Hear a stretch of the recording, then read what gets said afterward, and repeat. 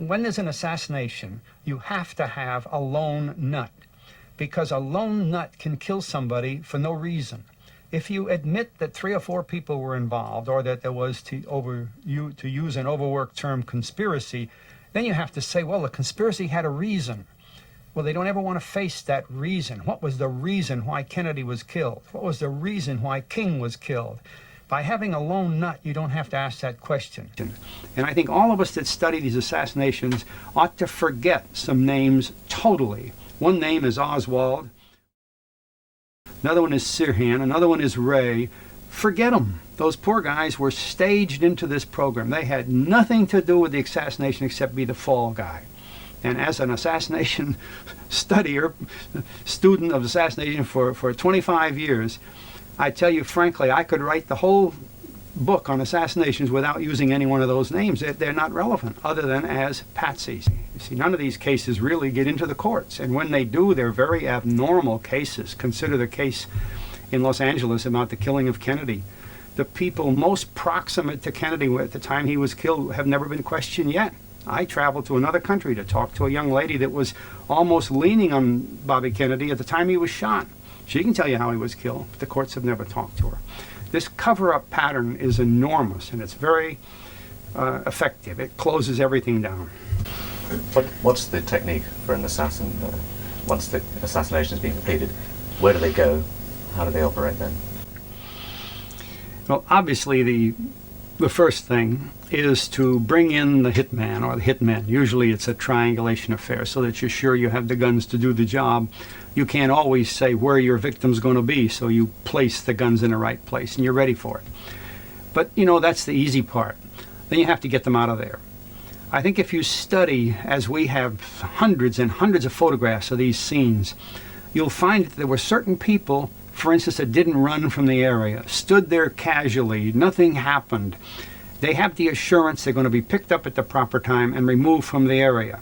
Now, undoubtedly, they're the killers. They're too smart to run and draw attention to it. They're too smart to jump in a car that speeds away.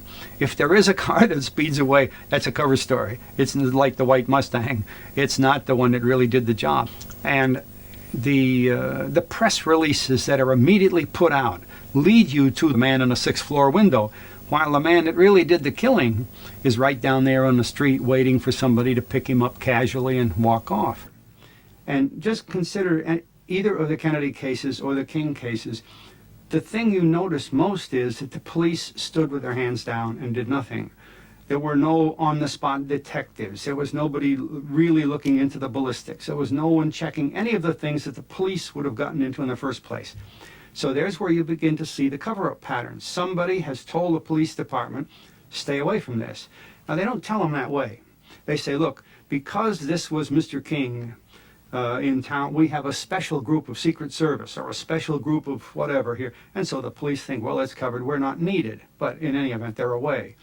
Now, in Dallas, I know for a fact myself that there was an Army unit we intended to use in Dallas for protection on the streets.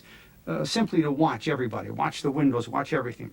The commander of that Army unit had received a call, very simple call, saying we don't need your unit. He knows there are other units, so he thinks they're going to use somebody else's unit. The next day he found out there were no units there. Well, it's too late then, you see. Who made the call to that colonel? The first person who arrived on the balcony after Dr. King was shot was an undercover policeman.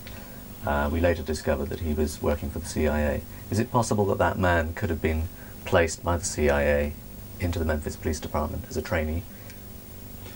Well, I think really to explain why this certain policeman would be the first man on the balcony and that kind of thing, you might turn it the other way around. He might have been the member of the Memphis Police Department that the CIA had trained, or somebody else from the government, FBI had trained, and here we're using a generic term more than we are a specific one. The training they get enables them to perform special jobs like this. For instance, think of other cases when Bremer shot Governor Wallace.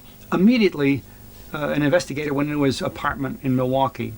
When an airplane crashed with Howard Hunt's wife in Chicago, something like 70 FBI men immediately went to the wreckage of that plane. I don't know of any other airplane where even any FBI showed up, you know, at the wreckage of them immediately. So when things like this take place, there is training behind it, and it's very skilled training. and it's training with key people. And that's what I meant by saying that by taking a large number of men as, quote, instructors and putting them in the Inter-American Police Academy, you can train members, select members of police establishments from all over the United States, but then they're taught special methods and everything, and mainly they go on your list. They're your contact man. Then the contact man is the one who does these things that are, as you described, where the man goes up on a balcony. The first person there seemed to know why he was there and when to be there, things that look like magic otherwise. Why was he there, you see? He had advanced knowledge. From your experience in government, Fletcher, do you think it conceivable that a secret intelligence unit could have planned and carried out the assassination of Martin Luther King? You needn't have to include the word intelligence unit. It's just a secret unit. And there's no question about it being a unit. Anybody that thinks today that either Kennedy assassination, either one of them, or the King assassination, and others that we might go into, were done by individuals, just doesn't understand the business at all. The easiest way to see that the program is laid on in a team effort, carefully planned and carried out, begins after the murder. That the cover-up program, the things that take place, the lawyers that are hired, the courts and the way they go after it, the Warren Commission itself, things like that in all these cases, just show you right away that there's a good-sized program operating these things, not 2 or 3 individuals. There's just no way. Now, where these reside, where they begin, who says let's do it, that's pretty hard to know because you're not ever going to find that out. That's, again, part of the package. It's concealed.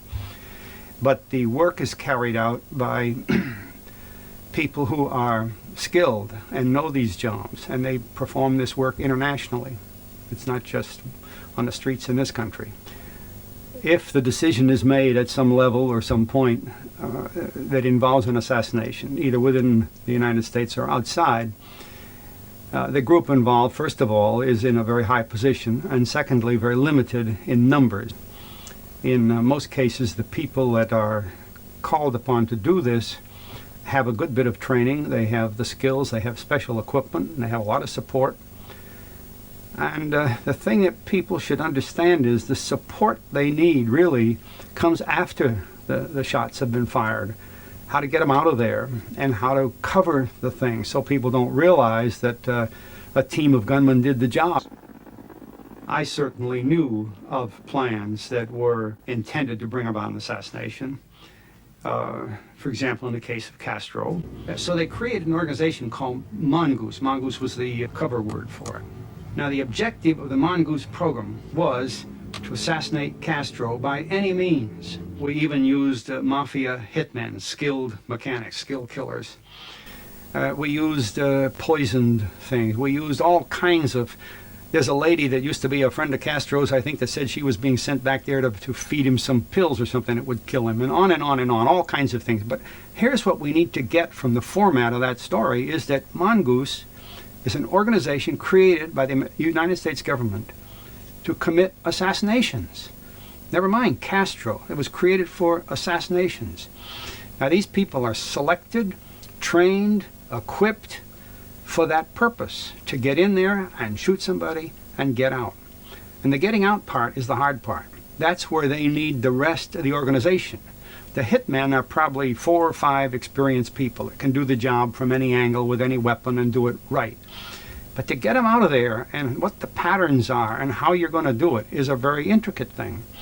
So you have to have a trained program. And in this case, we called it Mongoose. Now, there's no reason to believe that Mongoose ended when somebody decided that, well, we're not going to kill Castro this year, we'll let it go. But Mongoose is an Assassination Incorporated organization. Can you just tell us what you know about the CIA's use of hypnosis in manipulating operatives? And every effort possible is going into the mind control business. And the CIA is very active in that. Our MK Ultra program was pressing the limits of mind control. To your knowledge, has it ever included hypnotizing assassins who would then carry out the job without really knowing what they were doing and be programmed to do that? Well, as you know, hypnosis is used to make people do a lot of things. And the business of mind control with respect to conditioning assassins and conditioning people to other things is universal. We all know that. And there's no...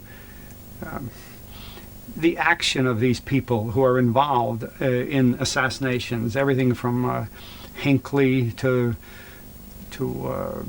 James Earl Ray, we'll say, and others like that, Sirhan, and all these people are not normal. Something odd happened to them because, first of all, 20 years, 25 years have passed, and some of these people are still in this state that is not exactly normal. I think they were submitted to pretty heavy doses of certain kind of drugs or medicines, and probably to hypnosis and other devices for mind control. It's a very advanced art. So it's not an entire coincidence that Ray had books about hypnotism in his apartment when he was, at the time that after the assassination they were found. And also Sirhan had books about it, hypnotism as well, I believe. Do you think that's not entirely coincidental? Well, and of course, this business of having books in his apartment and having kept a diary and all this, I find that is simply part of the trade, part of the assassination trade. All these lone nuts that kill somebody all keep diaries, and they're all very strange little diaries and that kind of thing. I think that's all created. I don't think they had the diary. I think that I've read many of them very, very carefully. I agree with Gore Vidal that they appear to be written by some central office that knows how to write these diaries. So the books they kept, the things they went through, are really immaterial to the basic facts of the assassination. Can you tell us something about the secret team? Who are the secret team? Whether there are people still around today that you knew in the 60s? And what kind of activities they were involved in? Actually, the book I wrote called The Secret Team is autobiographical. It explains my 9 years' work in the Pentagon in this kind of business. Actually, I had been in intelligence-type work long before I came to the Pentagon. I was at the Cairo Conference in 1943 and the Tehran Conference in 1943 when there were some very important secret operations carried out. I was in the Soviet Union in 1944 and in Turkey in 1944. So that through all this period, beginning way back in the 40s, it was clear that even though I was working close to men like Winston Churchill, I lived right across the street from him once when he was in Marrakech and so on, you would see that they would be carrying out some kind of instruction. I've worked in a room like this with Allen Dulles, right at home with him, with John Foster Dulles right there, and listened to the two of them talking about how we're going to do this or how we're going to do that. And then I've seen John Foster Dulles pick up the telephone and call somebody overseas. And you realize they're taking an input, taking instructions. They're not the top men. There is a high cabal, the words that Churchill used, that runs things. Now, we'll never describe those people. Their greatest strength is their anonymity, and they know that.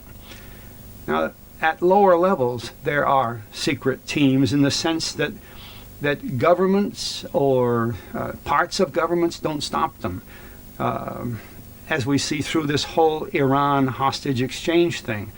The Germans were involved, the Israelis were involved, the Swiss were involved, the Swedish were involved, Otto Palmer was involved, the British were involved, all around the world. The South Koreans were involved. Well, what kind of a team is there that can be assembled to do a job like the hostage exchange and selling arms to Iran and so on and so on? That's not any part of one government, but it's a most effective organization. So the closer you get to this type of operation and the more years you spend in this kind of operation, you recognize that there is a secret team that even governmental structures does not encompass. It's a very powerful, large organization. The people at the top are faceless. We will never know them. And I don't put people like Ronald Reagan or Winston Churchill or Franklin Roosevelt at the top. They're people above them. I was looking through the peephole of the glass. As I was watching Dr. King, I saw him look over toward the boarding house. And then whenever he looked back, like he was going to look into the parking area, that's when he come up off of the grating, and that's when he was shot. I felt very bad inside that this had to happen in Memphis, Tennessee. The weight of world condemnation came down on the city of Memphis on the 4th of April, 1968. This was the killing of a major world figure. How could they have allowed it to happen? There were even suspicions that the Memphis authorities were accessories to the murder and involved in a cover-up. The man convicted of King's murder, James Earl Ray, still protests his innocence. In this film, we show new evidence that there was indeed a conspiracy and that the trail leads into the heart of government itself.